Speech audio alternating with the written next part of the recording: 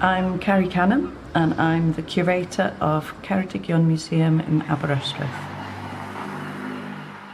We've been able to host this extraordinary exhibition which features these incredible historic objects from the Sloane collection and the work that the participants have done, and to see those things in conversation with each other, and the quality of both is so high.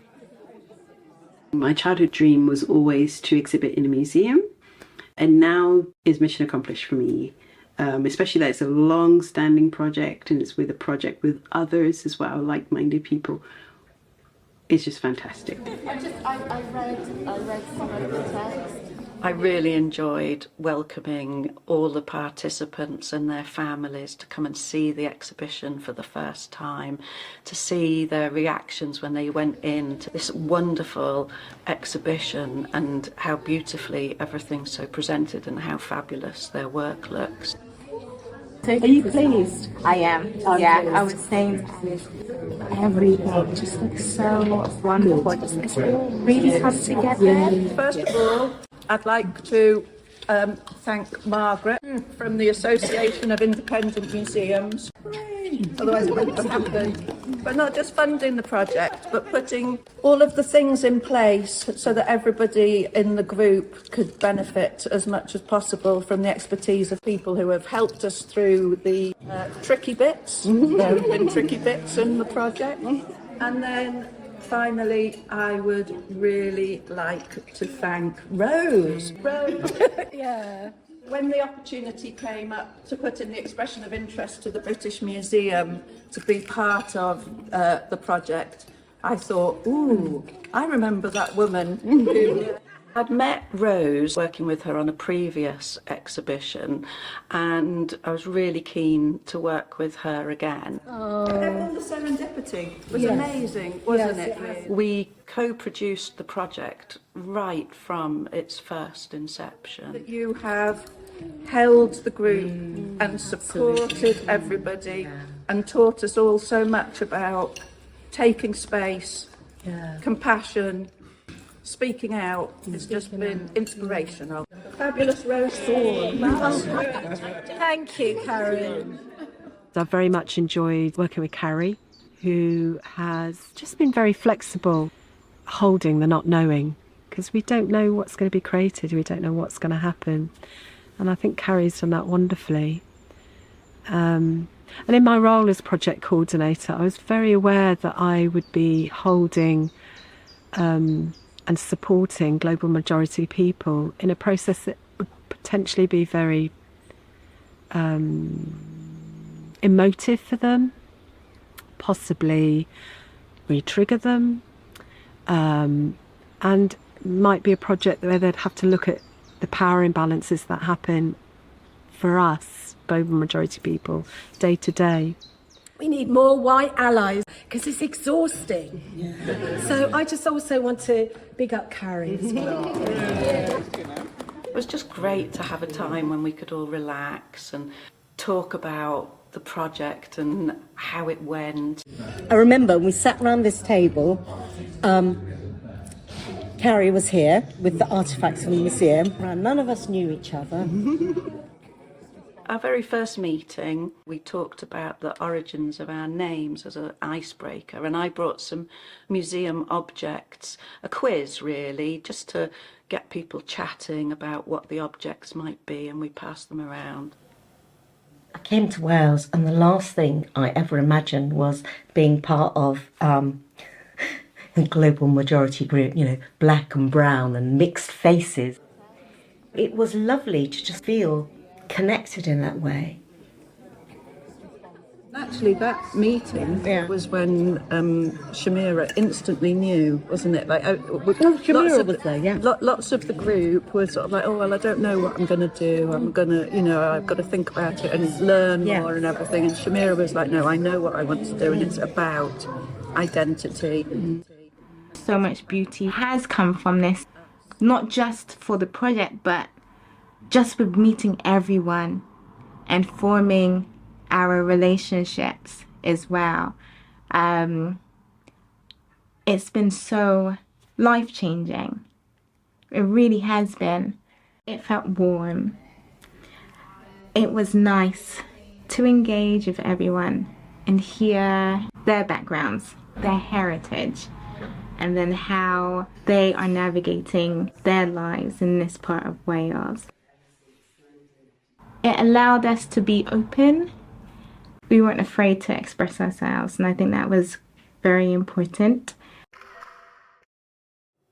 Receiving the invitation to go down to the British Museum and the British Library and the Natural History Museum was incredibly exciting as a curator, but also with the group going and seeing it with fresh eyes and enjoying seeing all of the objects that we were going to have an opportunity to work with and meet all of the people from the British Museum we were co-creating this exhibition with. It was a really special trip. When I was doing my art GCSE, I studied a woman called Maria Sibylla Merian. It was very interesting to me. When we went to the museum, they got it out especially so I could see it, and it was so cool. All the colours were super vibrant still, and her work was just so detailed and intricate. You've just gone to the museum, and you're feeding back That's right. the museum. And as soon as I sat down, I could feel she was looking at me, and I went, make a paper. Yeah. Draw that girl. It's like a robotic, isn't it? Draw her. Draw the baby. It was just great to have a time when we could all relax and talk about what we want to do in the future as well, because it really feels this isn't the end of something, this is the start of something. I want to work in a museum. You want to work in a museum? Yeah. This project's made for you then, isn't it? That is why we're on this project. Somehow I heard about that there'd be the trip to the museums in London, and I said, there's this thing, Indigo, and it probably get to go to London, and she was like, we're doing it. This is some of my coins from my collection. I actually just put them in these cases. Before they were just kind of in a bag. So how have you organised them, Indigo? Are they in date or are they Right in... now they're in order of date. I wrote down. Wow. First one is 1998 and the last one is 2023. Wow. Have you got a favourite one? No. I liked having people look at my coin collection because I like showing it to people, but I've run out of like friends and family. I hope they'll find it interesting to look at all the little pictures because that's my favourite part. What's really resonating for me is the whole Sloane getting his collection in and writing it all down. So it feels like a real link across time.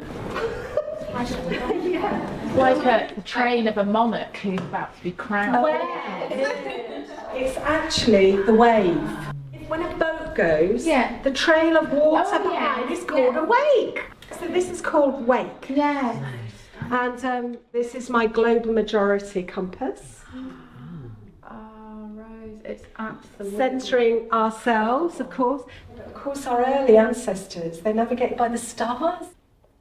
This is the global majority map. I think it's a Peter's projection of what the actual size. Without scale. England, ginormous. Exactly, centering everything, Europe and England. I started to do these figures that were supposed to be swimming, but they looked like they were drowning. They do. And then are they pushed or are they escaping? You know, are they floating? Are they free? I think I'm trying to make a connection with what's still happening. People are still in the seas, not making it. Migration is just part of living. People aren't bad people. Birds, plants move around the world. Rose, can I ask you, have you done these figures? Because this is just, when we were in the World Museum in Amsterdam, did the diagram of the ships, where it shows how many people you can squeeze into space. Is that what the inspiration was? Even in British Museum, those drawings are so powerful that, these figures are lined up here, but boat goes this way, and then they have to make space as fit as many people as they can, and it's just overwhelming. I had no idea what I was doing, by the way. That's why it's extended, you know, extended to the top. I didn't even know it's going to be a curtain. I like it. It's okay to just make things and then meaning will appear. Yes. Because subconsciously that artist is doing for a reason, you know, is making for a reason, but not, you know, not deliberately knowing, not preconceiving things. Yeah. But yeah, and you know, it shows that, you know, new meanings are coming out now. Yeah. When we talk about racism and oppression, to me, I feel it viscerally. When I walk into spaces, I'm tight in my throat, or I don't feel welcome, or my heart goes because I'm going to say something and someone's going to get upset, or I'm scared that another person's going to be angry at me. So I really wanted something in the body. My body. This is my body outlined. To tell my story, I think I need to sit with people with equal voice, and sometimes it is difficult because end of the day it's a game of power dynamic, and I think working on this particular project, I think it was a reality check for me to be prepared. You know, if you want to be an artist, and if you want to challenge these practices, if you want to find your voice and voice your voice, then be prepared, because it's not going to be easy and straightforward. Even though that world claims that things are changing. My voice is not working. My voice is not working. My voice is not working. My performance is all about calling people in instead of calling people out, inviting them in so they can join these conversations. My voice is not working. I was inspired by repetition, but I was not going on the path of making it aggressive. My voice is not working. I want to make it a very polite and civilized sort of way of invitation. I don't want to come across this angry man who wants to challenge us. I think I just want to have a conversation. I deliberately decided to remove any skin tonality so I can make it in a way colorless. I think by doing that, what I'm doing is basically removing my individual identity from this work and making it a collective experience and collective performance and collective movement. My rocking is a response which you can find in people with mental health problems and trauma particularly. I think that this movement brings calm to me, you know, rocking, and there's a religious context as well, you know, while reciting something, people rock and people find peace and calm in that. My voice is not working. My voice is not working. These ghostly figure appearing behind these movements, I see them as sort of ancestors. So it's not just about me, it's about us as collective people. My voice is not working. My voice is not working. Which is your favourite? Do you have a favourite? It's hard. I like your one, Rose. I think because I started with that one and it was easy to adapt. Yeah. Shall I do like indigo and Nikki? It was lovely because I was already coming with a friend, but to meet new friends who are artists as well was fantastic, because I was always trying to find other artists, other people, anybody else create stuff here in Wales, especially in West Wales as well, trying to reach out to those groups, and I find them quite close, and sometimes they're a little bit shy of newcomers coming in, so it was quite hard but isolating. So finding people like Dea and yourself and Nina and Abid was just lovely, because everyone just had focusing on the same thing and wanted to produce something beautiful, so that was fantastic. each one really captures something essential about Yeah. the individual. Yeah. Yeah. So in that way, you know, they're such brilliant portraits, as well as technically looking so beautiful and wonderful. recognisable. That's an honour from the curation. Just look at the expressions on everybody's face. Yeah. I think you just look kind of inquiring and kind of thoughtful. I see you as holding yourself in a... Yeah, it's very dignified. Yeah. You were saying you might do little bits of touching up here and there. Or... I think skin color needs to be a little bit darker or accurate. Indigo, isn't it? And the little baby as well. Or maybe it's the light. And you can take it or leave it. It's just my opinion. People are looking a bit Washed out.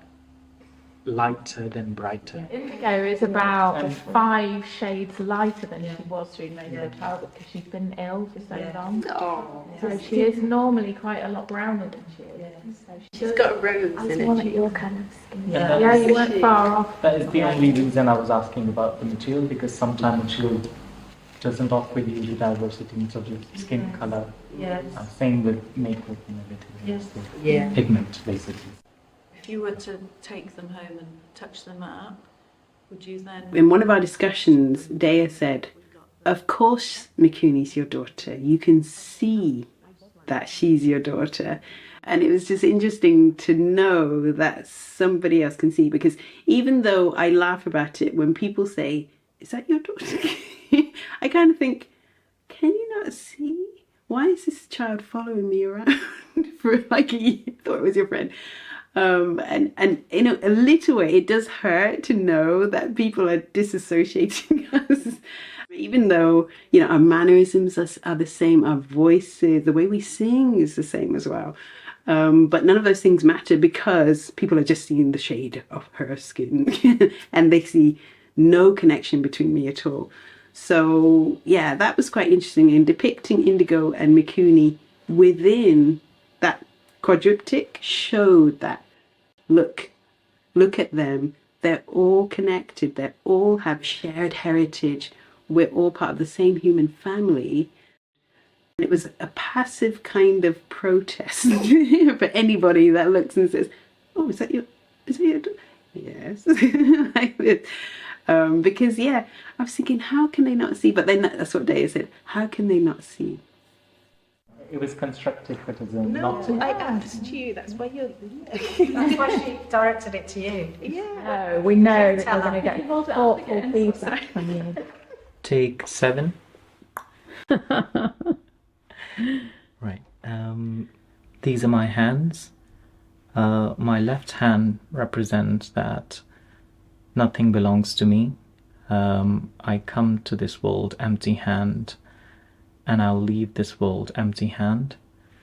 And this one represents, in the culture I grew up, sort of cultural education that always give to other people in terms of food, in terms of money, to help them.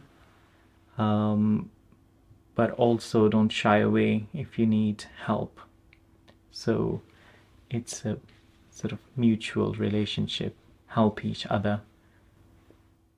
Very psychedelic hand. I think, yeah, I made the right choice. And not redoing it. I think deterioration is part of 2 at once. Part of life. They are not finished yet, so they're going to get darker. Yeah. But I'm also working from photographs, which are quite different. Yeah. So they look a bit greyish, but that's because of the Welsh style. Yeah. Wow. Little boy. So there's actually Welsh soil on them there. Ash. Wow. Welsh. Really changes the colour. It's kind of quite spooky and it is, isn't it? It's real. Yeah. I feel like it is these people from the past that we're trying to like come Fragments. with. And the history itself is dark and it's a dark story. It's like a ghost story. I should be glad to hear that the black boy behaves himself to your satisfaction, that being what I proposed to myself in making you such a present. I entreat you dispose of him as you mentioned according to his deserts. Meantime, let me presume to give my humble respects to your honoured lady and family.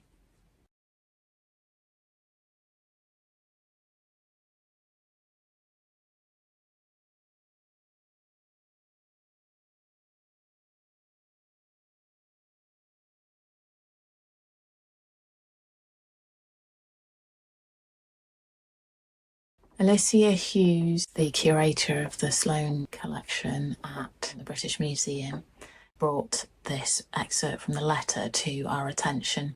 I feel really grateful that she has worked so hard to unearth these little fragments, to shine a light on these little bits of evidence that we have about some of the people of African heritage who were enslaved.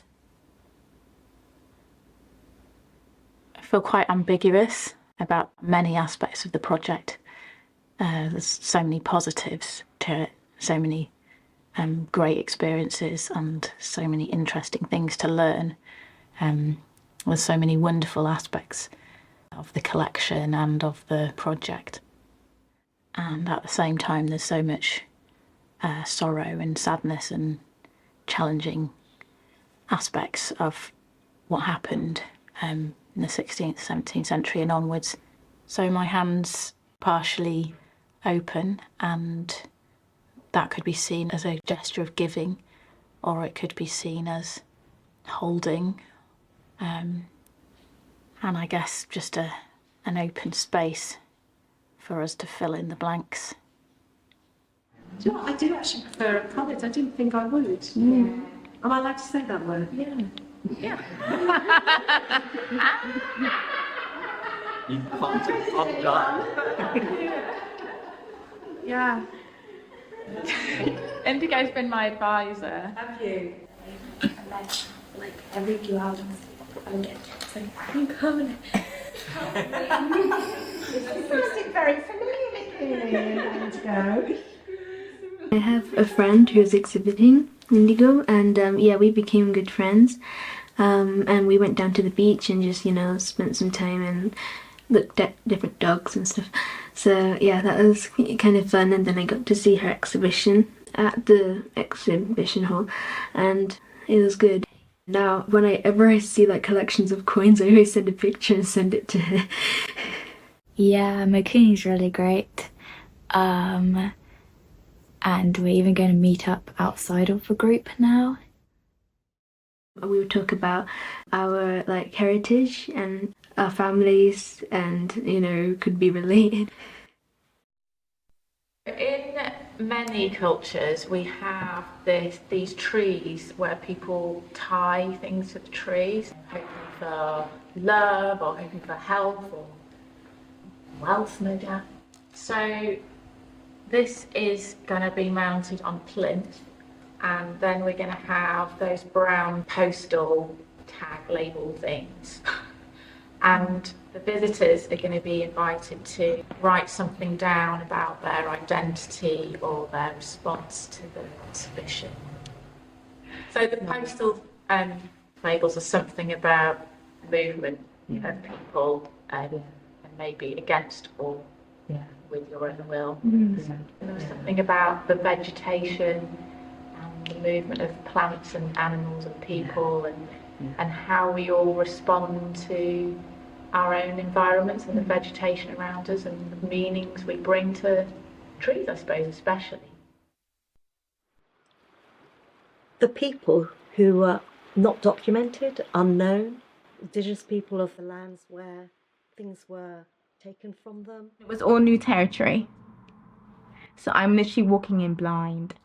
But I knew the things that I required everyone to describe and to speak about.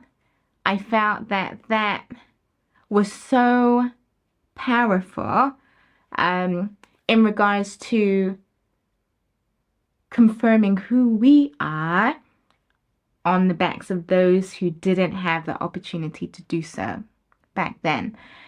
And it makes such a huge difference. And so does your film. So now how does that feel? That felt amazing. I identify as a Black British woman. I was born in England.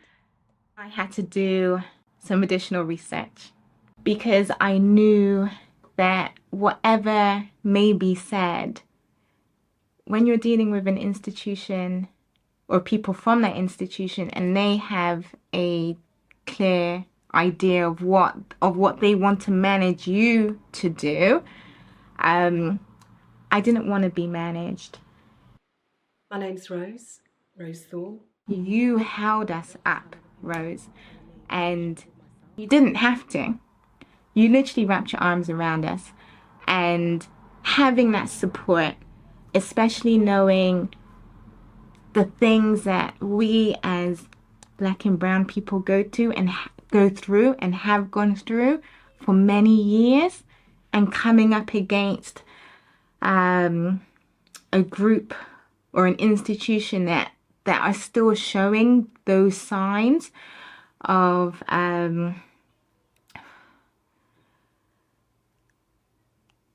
their allyship is just not really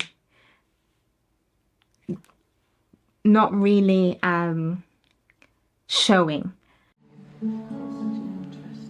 In that hard time, the beauty that we had together collectively, it felt so warm, and yeah, we felt so supported. We felt strong.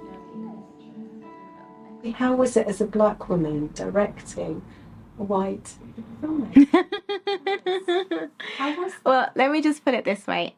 Alice is so easy to get along with. And throughout that course, when we were trying to understand each other in conceptually, with me sending her images or ideas, and her trying to understand it and then execute it. It's great having someone who doesn't try to take over, right?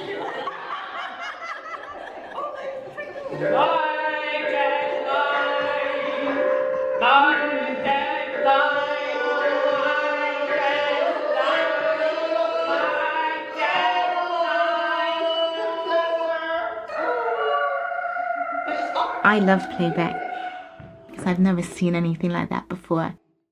It was quite emotional as well because they were acting upon or performing something that was thoughts in my head or in my heart, and having it presented to me was quite scary at times. Into a different apartment without my permission.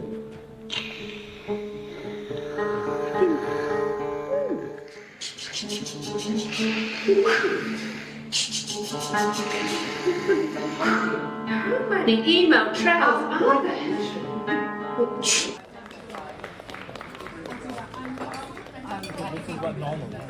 We feel we have to now. This whole journey has really, for me, just opened up a lot about owning my heritage, reclaiming it and celebrating it. For the first time, I sort of very happy, feeling very happy in my skin, you know. I feel very comfortable with space and people. Yeah. It's just the process of working with institution. Yeah. I think, yeah. Yeah. So, yeah, I love my group. That was the sense I got. I thought it was really. I just want to find a solution how to make institutions, particularly galleries, museums, castles, National Trust properties, how to make these spaces truly available and open for all people. I am just very grateful that we've all had a moment on film so that with any future generations to come, that they can see it and know our words based on a particular moment in time that happened in history, our history. We know our ancestors didn't have the opportunity. For me, it feels really important and significant. We were really exploring and talking about some aspects of history and the present that I think really need to be talked about more, and really impact a lot of people in the world to this day. The project was really beneficial for the museum in so many ways. Working with the British Museum helped to raise the profile of the museum, and the amazing work that the Voices from the Edge group did as well. It's laid the foundations for future opportunities to co-create projects with the group, and I'm really excited about that. More steps. Makuni, come up on the step. Can you see Makuni on the floor?